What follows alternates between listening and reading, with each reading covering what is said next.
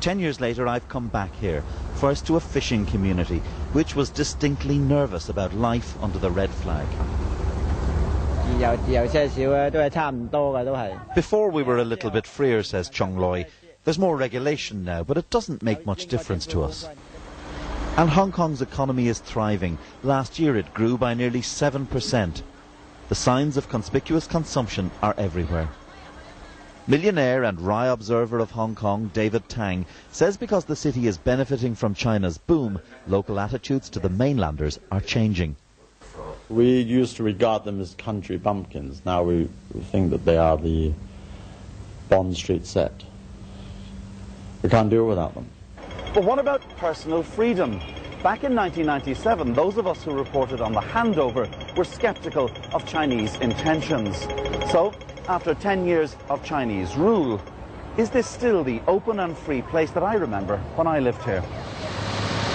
Well, the Apple Daily is still here. And its publisher Jimmy Lai, a pro-democracy tycoon loathed by China. He's still wary of Beijing, but there's a lot more freedom than he expected. I never thought, Jimmy Lai, 10 years ago when I spoke to you, that I would come back and you would tell me that you're happy with the way things are in Hong Kong. Right. I'm very surprised, and I'm very thankful. I'm very thankful, and 10 years later we're still upholding the stand. There are still a few obvious signs of Britain's legacy, like these graves of men who fell defending the Empire's distant borders.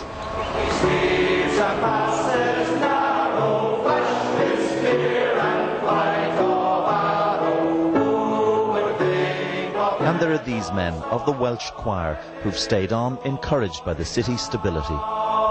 The people like myself who decided to remain here, it really hasn't changed that much. If anything, it's not changed at all.